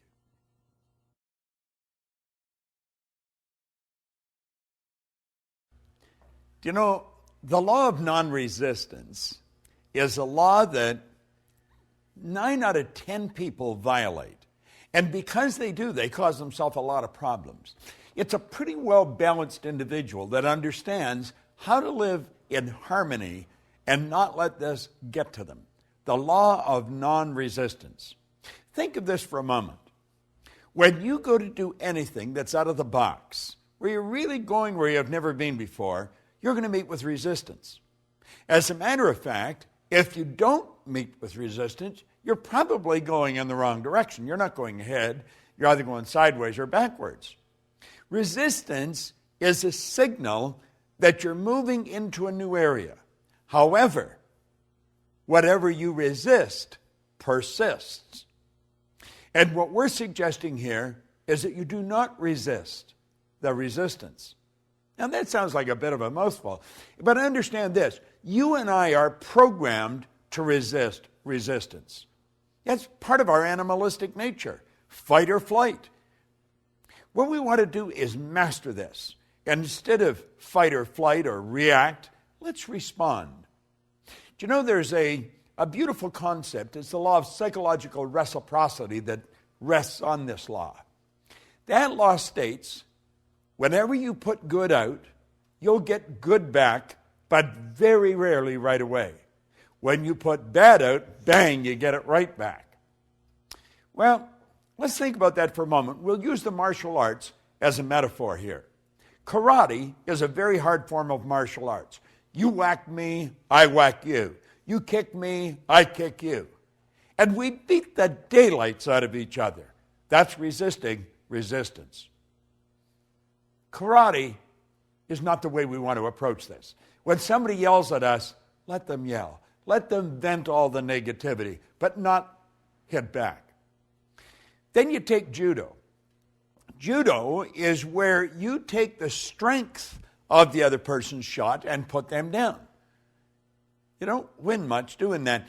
It's reported that Sir Winston Churchill was a master at psychological judo. One time, Bessie Braddock, who had been a member of Parliament for Liverpool, said, Sir Winston, you're drunk and disgusting. He said, yes, madam, I am. And he said, you're ignorant. You're ugly. But he said, tomorrow morning, I'm going to be sober. You see, what did he do? He win the battle and lose the war. Lady Esther one time said to him, Sir Winston, if I was your wife, I'd put arsenic in your coffee. He said, madam, if I was your husband, I would drink it. Resisted. He loses. George Bernard Shaw apparently had sent Sir Winston an invitation to Pygmalion when it came out in London. That we probably know better as My Fair Lady today. And on the invitation, he put a written note, bring a friend if you have one. Sir Winston sent him a note back and saying that he was sorry he was tied up opening night, but he said, if the play's still running the second night, I'd be glad to come and see it. Now, you see, psychological judo, you put the person down with the strength of their shot. You win the battle, but you'll lose the war. Now, there's another way to do it, the non-resistant way. It's called aikido. That's where you take a shot at me, I duck and let it keep on going. I take it and I duck and keep. You kick, I duck and keep on, let it keep on going. I do not let you touch me. I don't fight back. I stay fresh. And when you've vented all your negative energy, I'm as fresh as a daisy and I can lead you to where you want to go. That's non-resistance. See, there's a law of non-resistance. Whatever you resist persists. So the next time you meet with resistance, rather than fight back, just let it go. It's not that important. And if you can get this law down pat, I guarantee you're going to have a good trip all the way to the top. Because you see, it's whenever we get out of the box, when we're moving ahead. I'm working on a new project. In fact, I've been working on it for a year. I have met with enormous amount of resistance. I just let it go. I just let it go. And I know when there's a lot of resistance on a program that I'm involved in, I'm on the right track. You see, if you're just going sideways, there isn't any resistance. You're doing something you already know. The law of non-resistance, of these 11 laws that you're getting, this is one of the most important. Burn it into your mind. And remember, don't react, respond. I remember to close off with, I was doing a seminar with a bunch of teenagers in Hawaii one time. And I asked the kids, I said, what's the difference between reacting and responding? This one little 15-year-old girl looked off into space and she put her hand up. And she says, reacting is a habit. To respond, you have to think. It was the best answer I'd ever got. 15 years old. To react is a habit. To respond, you have to think. Now think of this. When you react, whatever it is that's causing you to react wins. You lose. When you respond, you win. The law of non-resistance. It's a great law to understand. Use it, and you'll win. This is Bob Proctor, and thank you.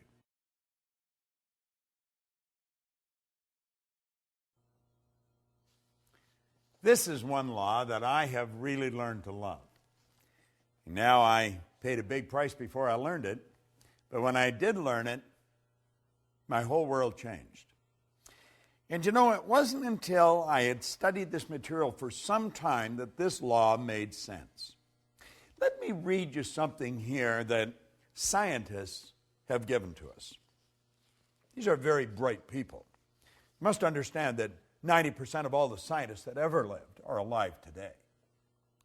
Scientists accept the truth that the body of a human is moved by the mind, that all its functioning is governed by a ruling thought, whether that thought is subjective or objective, whether it's conscious or unconscious. Those who study the mental processes find that all the conditions of the body are created and caused by the mind. It is known that creation in and every form is governed by and subject to a law. Hence, when one misuses, inverts, or violates a law, this mistake is called a sin. This is interesting. A sin is a mistake, a misunderstanding, and a misjudgment. A mistake is falling short of or disobeying the law, whether that law be mechanical or spiritual. Correction is the only method of adjustment or of appeasing the law. Thus, repentance and forgiveness are the only means available to alter and correct that mistake. I'm Bob Proctor, and I want to talk to you about the law of forgiveness. Now, for a long time, I never understood this. Sin is truly transgression of the law. Now, when I was a little boy, I was sent to Sunday school, like a lot of little boys that grew up in the part of the world where I grew up. And if I didn't go, my older sister would tell. And so I was punished when I didn't go. Now, I also learned that if I said this word or that word, it was a sin, and I was taught that the price of sin was death. Now, I thought that was rather severe, but that's what I grew up with. That was the idea that this little boy learned at a very early age. Now, I was a curious kid, and I was told if I said this or if I did that, it was a sin, and again, the price of sin was death. Well, I thought, I think I'm going to take a bite out of this apple. And I said it, and I didn't die. And I thought, aha, I think I'll try this. And I did it, and I didn't die. In fact, it was fun. So I thought, that mustn't be true. But you know, later on in life, as I started to learn the truth about how the universe operates, the laws, I found out it was true. It was my understanding or perception of what these people were telling me. And that was probably the problem. And it probably was even further than that. It's because of their intention of what they were saying, because I think I was getting what they were saying to me. Well, you see, there's a very basic law of life, and that law says create or disintegrate. We're going ahead or we're going back. Now, disintegrate doesn't mean that you're just going to disappear. You know, when we talk about live or die, that doesn't mean that our heart's going to stop and the blood stops flowing and we're either, incinerated or placed in the ground. That's not what that means. It means that we're either going ahead or we're going backwards. That means things are getting better or they're getting worse. If we violate the law, the price of sin is death. Means things are going backwards. Things are not going to be as good as we want them to be. If we live in harmony with the law, we're going to go ahead. So do you see, sin is transgression of the law. Price of sin is you're going to go backwards. Live in harmony with the law, you're going to go ahead. Now, forgiveness is a phenomenal concept. I never used to think much of it. I thought, forgive, what's it mean? It means let go of completely, abandon. Forgive yourself. You can't change what you did. Do you know there's many people wander around with great feelings of guilt? Guilt is guilt and resentment are two of the most destructive emotions that you'll ever come up with. I was raised with guilt. Now, I've been telling people for years, if it gets to a point where you can't handle a problem that you've got, you should go to a professional. Well, it's like the guy said, I like a chef that'll eat his own cooking. I was raised with guilt, and so I experienced a lot of guilt, and I was having difficulty getting rid of it. Any little thing I did that, that I just didn't think was right, I would have great guilt over it. So I went to a psychiatrist in Southern California, in Century City. And I only went to that psychiatrist 3 or 4 or 5 times, I guess. And I was on my way down the last time that I went, and I realized I didn't have to go anymore. And I phoned him, and I said that I wasn't coming. He said, well, come on down anyway, because I like what you're doing. I want to find out more about what you're doing. And he was able to help me get rid of the guilt. It was all a simple concept of forgiveness. Forgive means to let go of completely. Let it go. Forgiving is a very healthy concept. We've got to learn to forgive ourselves. We've got to forgive others. We have to realize that what we did yesterday, we cannot change. If you did something deliberately wrong, let it go. Forgive yourself. If you did it and you didn't do it deliberately, forgive anyway. Let it go. If someone else has done something to you, don't hold any resentment. Let it go. Now, that doesn't mean that you want to go and give them an opportunity to do it all over again. You may move away from that. But you cannot hold bad thoughts in your mind and move in a good direction. Listen to something else that Hollywell brought it out here. He said, a noted physician talking before a group of other medical people on this very subject of thought being the source of disease was recorded as having said in his concluding remarks, abnormal tumors and cancers are due to a long period of suppressed grief and anxiety. Another way of saying that such diseases are due to a lot of sinful thoughts getting bottled up and suppressed within our minds. If this state is so destroying, it might be wise for us to probe into our own selves and note the effect our emotions have upon the physical organism. Then let us seek by every means at our command to overcome and abandon and forsake every emotional tug that has a debilitating and disturbing effect.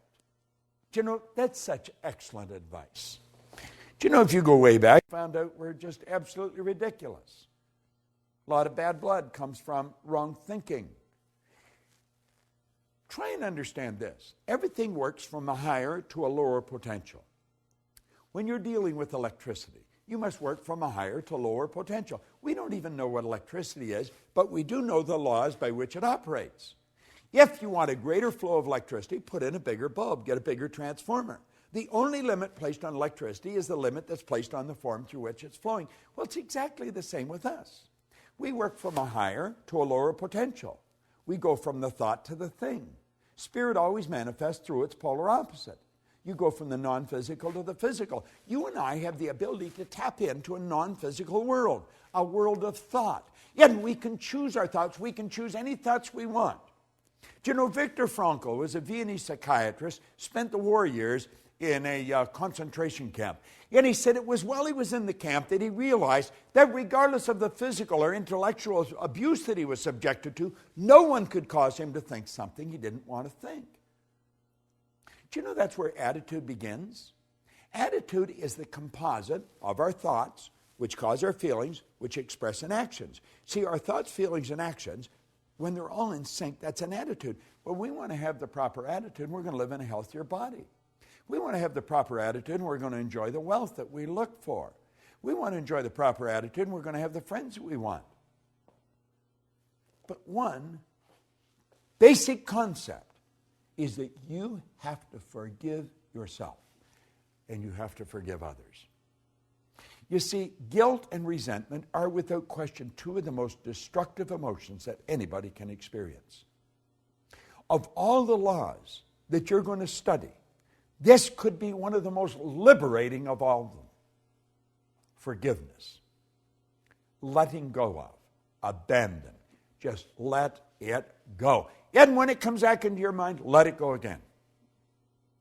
Form the habit of not holding on to anything that's causing you to feel bad. Start to love yourself. Start to respect yourself. Have a healthy respect for what you're capable of doing. And understand this, carrying bad thoughts about anyone or anything is not doing anyone any good. It's sinful. It's destructive. And the price of sin is death. Now, that doesn't mean they're going to bury you. But it may be burying your company. It may be burying your income. It may be burying your friends because they won't want to see you. Forgiveness, it's going to cause everything to grow. It's going to cause you to be healthier. It's going to cause your income to grow, your friends to grow, your business to grow. Forgive. It's a beautiful law. Forgive means to let go of completely, abandon. Replace the thought with one of beauty, with one of plenty, with one of abundance. You'll be glad you did. I did it. I'm a happy, healthy, wealthy guy. And you know something? Lots of energy. It just flows freely to and through me. I forgave me and everyone else that occupied a bad place in my mind. You do the same. The law of forgiveness could be one of the greatest laws you study. This is Bob Proctor. Thank you.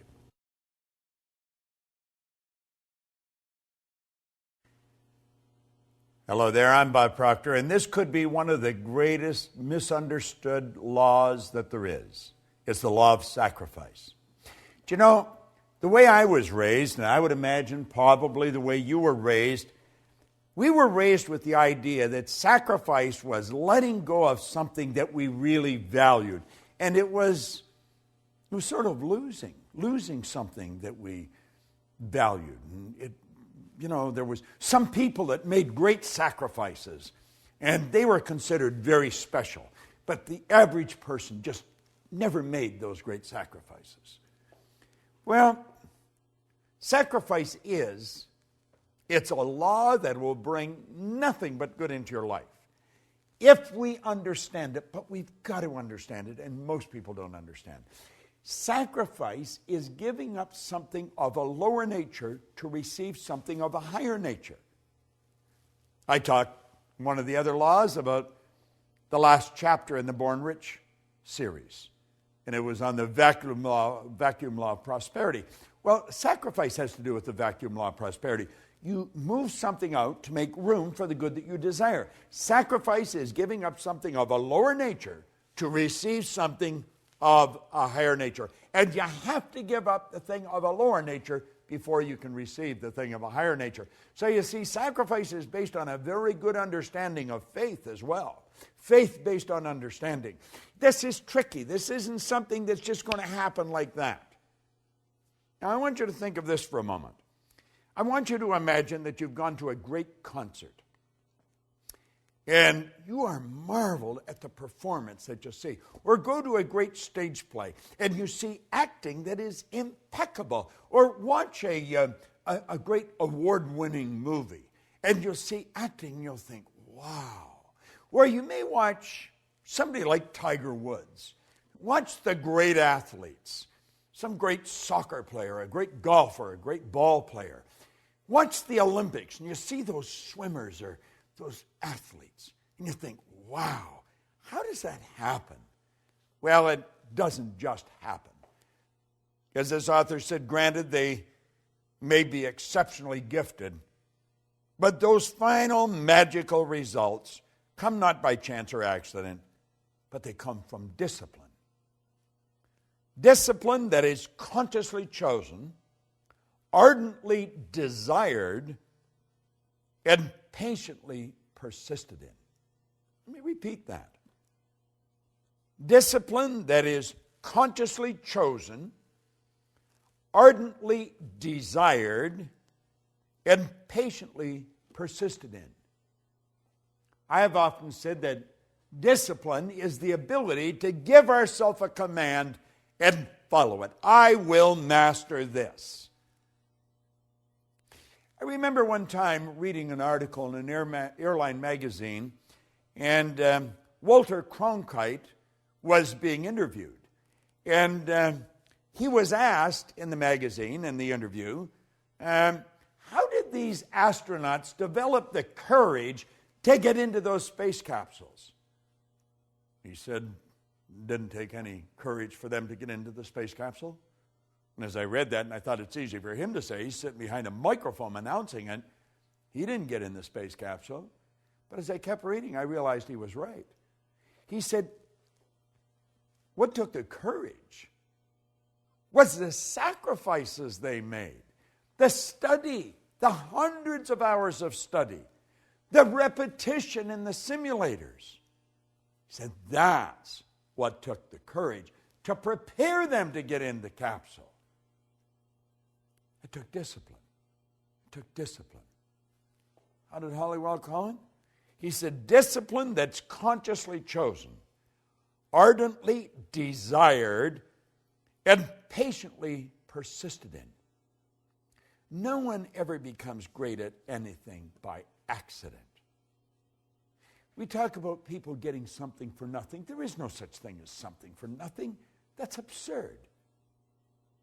When we're talking about the law of sacrifice, we're talking about letting go of something of a lower nature to receive something of a higher nature. In other words, it's saying, I'm going to give up the ice cream cone now to get the bicycle a little later. This is based on faith, and it's not blind faith, it's faith based on understanding. It's understanding that we have this infinite potential, we've got phenomenal potential, we can do better. I talked about it in the law of compensation.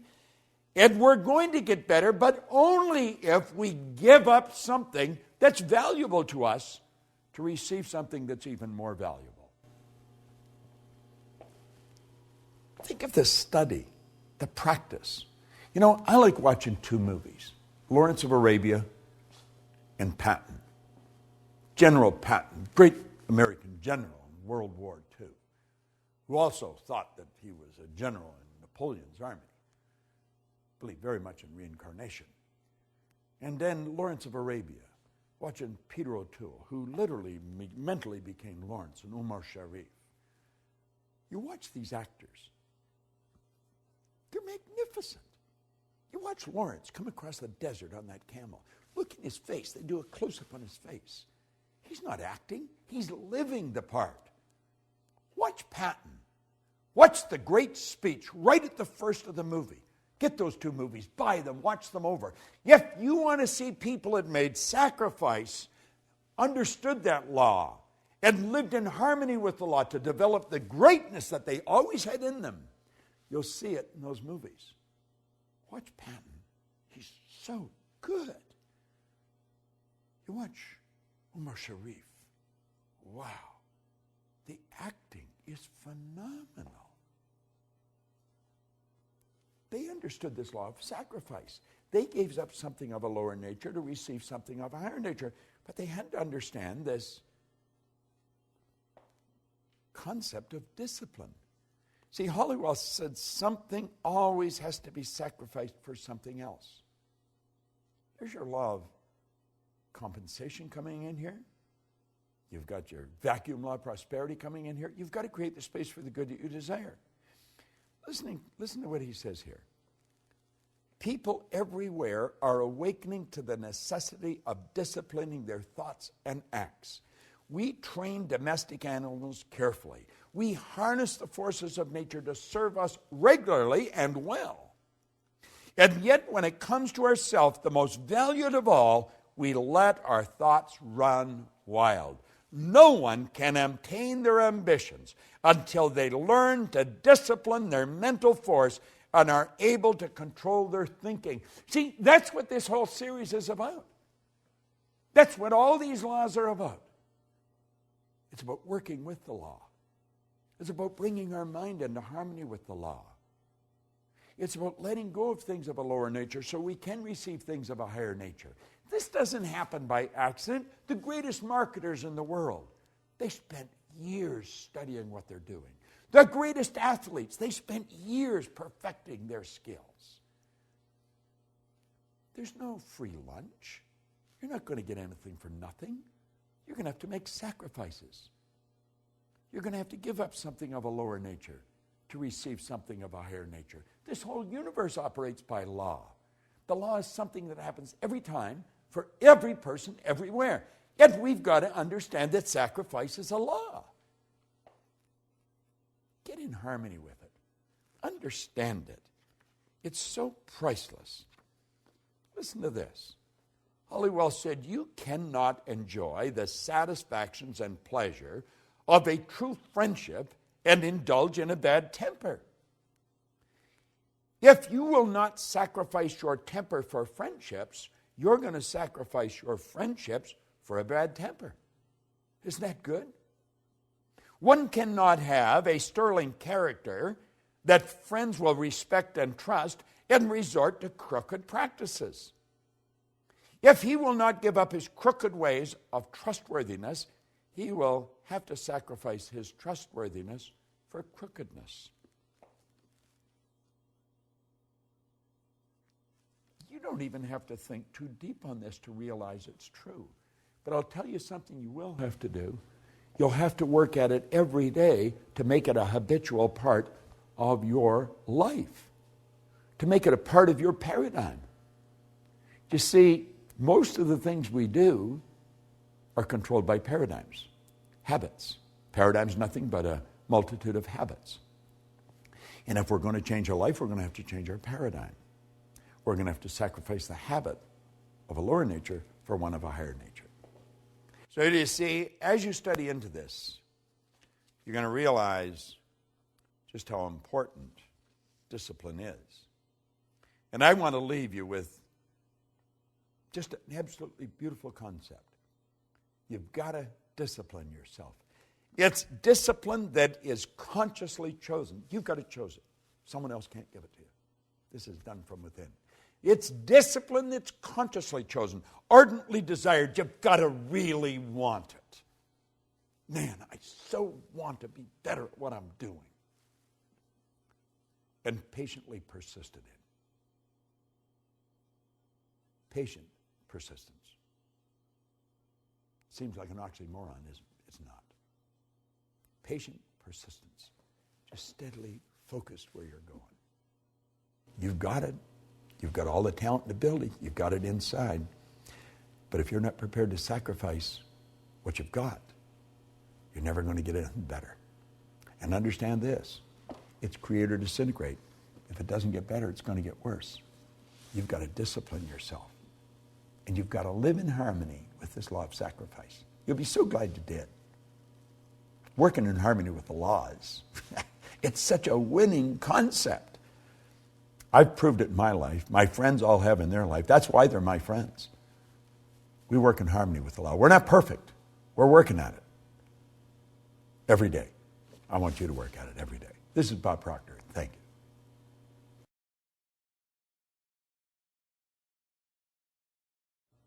There's a marvelous poem in this program, Working with the Law, by Henley. It's one I have loved for years, Invictus. Listen carefully, then read it over and listen to it over and over. Out of the night that covers me, black as a pit from pole to pole, I thank whatever the gods might be for my unconquerable soul. In the fell clutch of circumstance, I have not winced nor cried aloud. Under the bludgeonings of chance, my head is bloody but unbowed. Beyond this place of wrath and tears looms but the horror of the shade, And yet this menace of the years finds me and shall find me unafraid. It matters not how strait the gate, how charged with punishment the scroll. I am the master of my fate. I am the captain of my soul. And you know, you can say that exactly the way Henley wrote it, by working in harmony with these laws, and especially the law of obedience. You know, a lot of people grow up and they don't want to be obedient, and you're going to find some of the greatest leaders in the past. If you studied their lives according to society, they were definitely not very obedient. Many of them spent time in jail.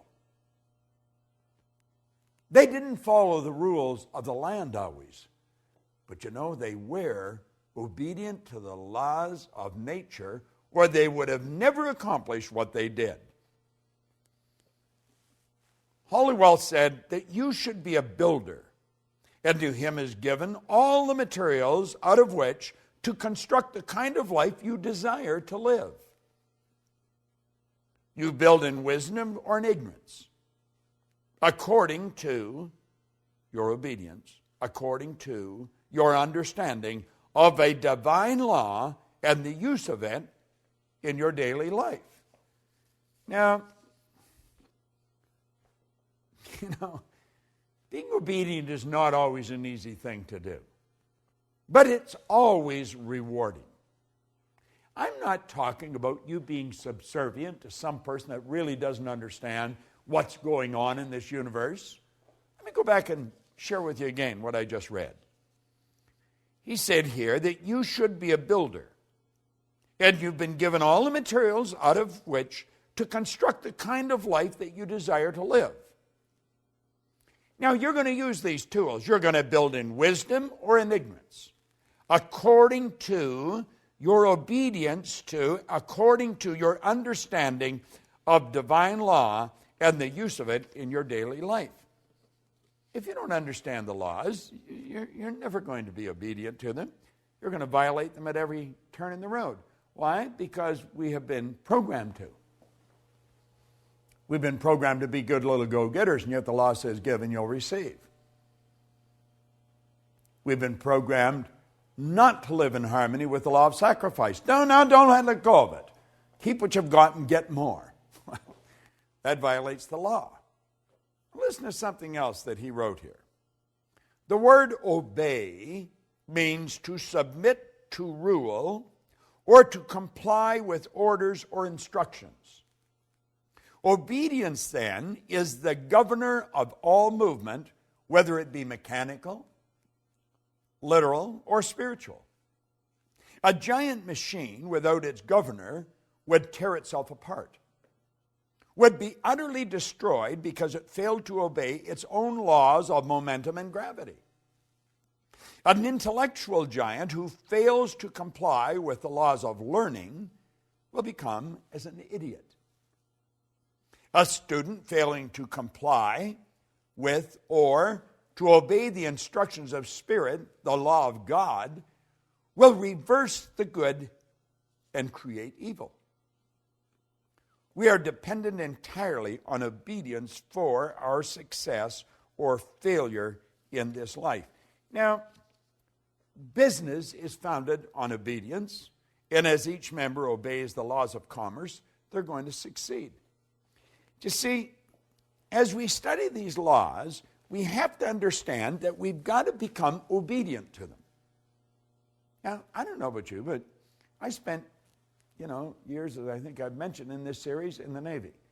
I wasn't particularly fond of being obedient to the orders that they dished out. First of all, some of the things they were telling me we had to do really didn't make a whole lot of sense, even to a thinking person. And I really didn't appreciate what they were making me do. And when I wasn't obedient, I was punished. I paid fines, and I did a lot of punishment on a parade square because I wasn't obedient. See, I am not obedient to a lot of the things that society dictates, because I think a lot of people are moving in the wrong direction. But as you start to study the law, you've got to bring discipline, as we just said in the last lesson, into your life. It's consciously chosen, you see, ardently desired, and then patiently persisted in. It was such a beautiful way he described it. Well, we've got to bring discipline in our life, and we've got to become obedient to these laws. And if we don't become obedient to the laws, we're going to lose. It's just that simple. It's like you said about a machine that isn't obedient to the laws of momentum and gravity, it's going to fall apart. Well, I think it's becoming apparent as we get into this that this is not something for lightweights. This isn't something for just anybody up and down the street. Although it will work for everyone, not everyone's going to do it. Not everyone has brought discipline into their life. Not everyone follows all these answers. Now, listen to this for a moment. We see in nature the answer.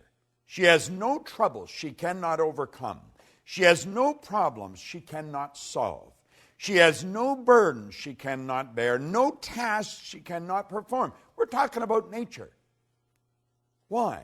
All her operations are governed by the mighty law of harmony and order, which constantly removes every discord, which heals all diseases, which rights every wrong, which supplies every need. Now think. He went on to say, if in the winter a young sprout attempts to break through the soil before season, Mother Nature destroys that sprout, rills it off, or freezes it out. Yet, at the same time, the very snow and ice that freeze the little unruly sprout serves as a blanket of warmth and protection to all other seedlings complying with her law. When man wishes to use nature in his work, such as farming or gardening, he must know how to comply with nature's laws. In turn, as he obeys her laws, he drives the best results, and in the end will enjoy the greatest harvest. And you only have to play with this for a little while, and you're going to realize just how accurate this is. He who obeys the laws of nature and acts as her obedient servant later becomes the master and reaps a full harvest. I know in my life, I don't do this perfect by any stretch of the imagination, but I'm getting pretty good at it. And I'm a lot better at it than I used to be. And you see where it really starts, it starts with understanding these laws. Now, the more you listen to these videos, and keep in mind the videos are just really an overview. It's just to really give you a picture of where you're going with this. But as you dig into this in some depth, as you get into this, and then as you get into the Science of Getting Rich series that we have, and I'm sure that you're aware of that, as you get into the laws there, we're getting into very basic laws that govern how everything happened. I got to go back and quote Wernher von Braun again. Here's a great rocket scientist. He said that these laws are so precise that we don't have any difficulty building spaceships, sending people to the moon, and we can actually time the landing with the precision of a fraction of a second. Now think of this for a moment. I want you to think of your health. Think of your health for a moment. Just think the health of your body. Now I want you to think of your finances, the amount of money you earn. Now I want you to think of your friends, your social life. Think of your own family, your family. Think of every aspect of your life and understand this. Every aspect of it can be better if you live in harmony with the laws. Now, do you know, by doing this, you could be accused of being selfish. I like the way Oscar Wilde put it. He said, selfishness is not living as one wishes to live. Selfishness is asking others to live as one wishes to live. There's a lot of selfish parents. There's a lot of selfish people. They want people to live the way they want to live. You've got to be true to yourself. If I want to be free, I've got to be me. I've got to be obedient to these laws, and the more obedient I become, the more I'm going to win. But it's based on understanding, and understanding only comes one way. If there's another way that you know of, let me know, because I've been looking for a long time. You must understand these laws to live in harmony with them. Understanding only comes through study. Study these laws. Dig into this program. I guarantee you, you will be so happy that you do. And then share it with as many people as possible. You're going to love the next one. The law of success. It's a beauty. This is Bob Proctor. Thank you.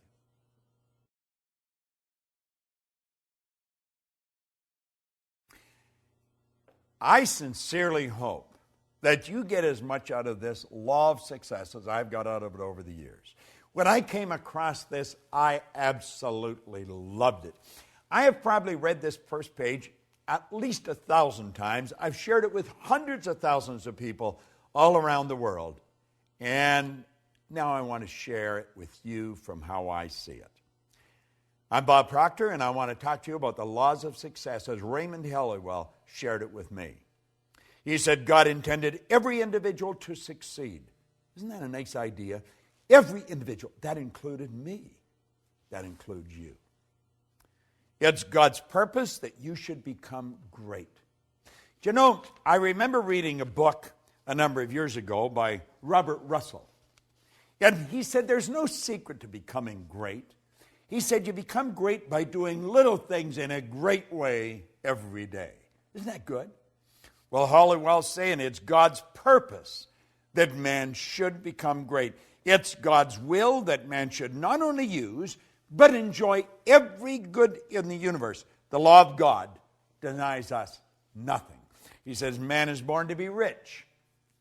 Well, you know, I created a program a few years back based on everything I had learned up to that time, and it was called You Were Born Rich. It's been considered one of the most complete programs on personal growth that you're ever going to find.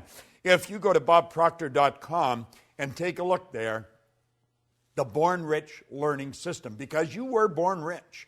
You have deep reservoirs of talent and ability within you. You're probably just a little short of money, but this program will show you how to do it. There's a company in Australia, New Ways, and every one of their leaders give credit to the Born Rich program for taking them right to the top of the company. Most of them have watched it over and over and over again. Well, man is born to be rich. He said the powers inherent in you are inexhaustible. Now think of that. The powers inherent in us are inexhaustible. This is a law. He said each normal person is endowed with a complete set of faculties which, if properly developed and scientifically applied, will ensure success, ever-growing success. Do you know, Napoleon Hill said that an educated person is not necessarily a person with an abundance of general or specialized knowledge.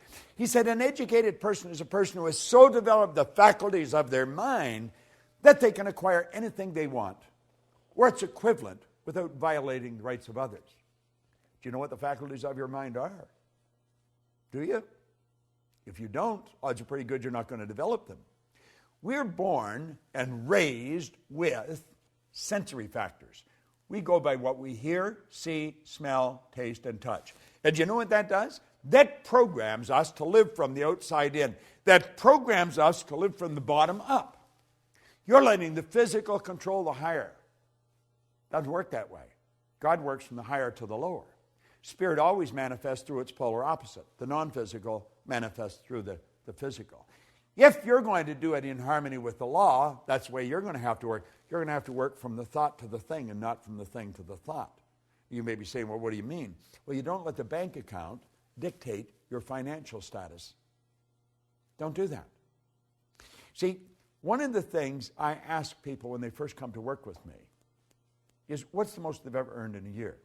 I have a business partner, Jerry Robert, who runs the Life Success Publishing, teaches people to write books. If you haven't got a book, you want to get in touch with it. Life Success Publishing, they're on the site. But at any rate, he shows you how books will change your life. Everybody's got a book in them.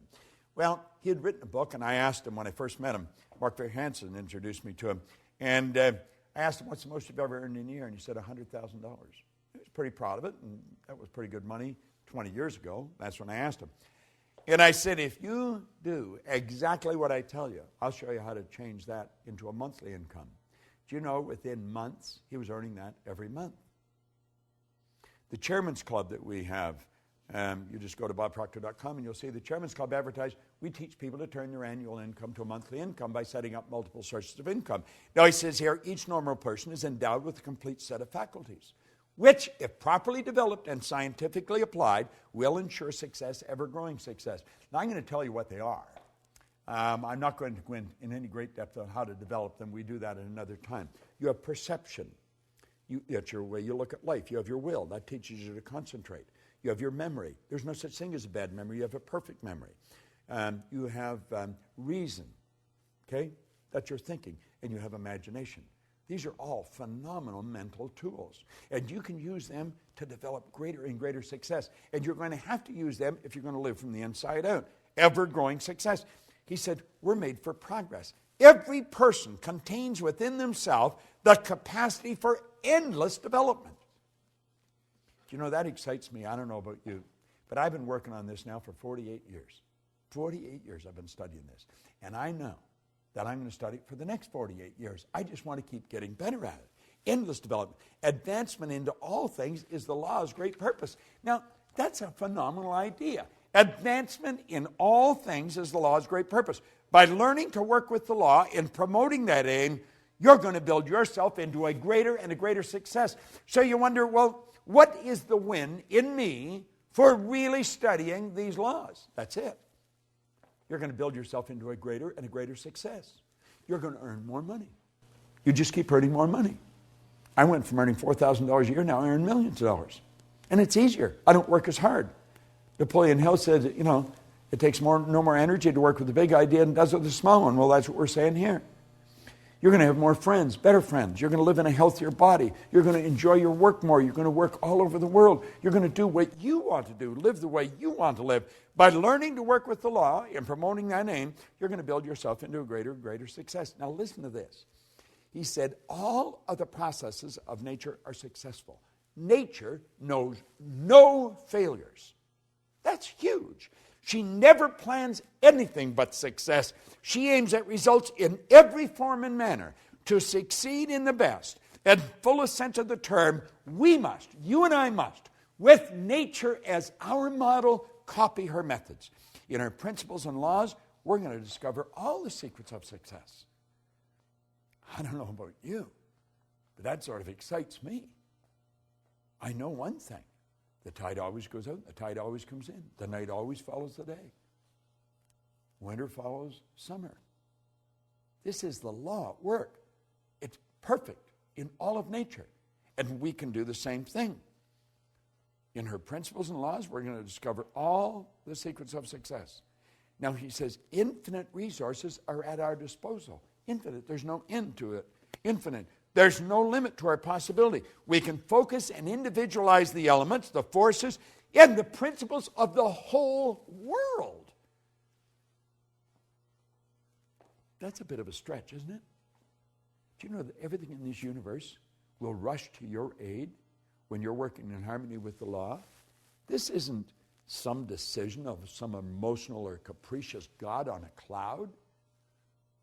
This is the absolute law of the universe. The law is the uniform and orderly method of the omnipotent God. It's the way everything works. Everything works perfect.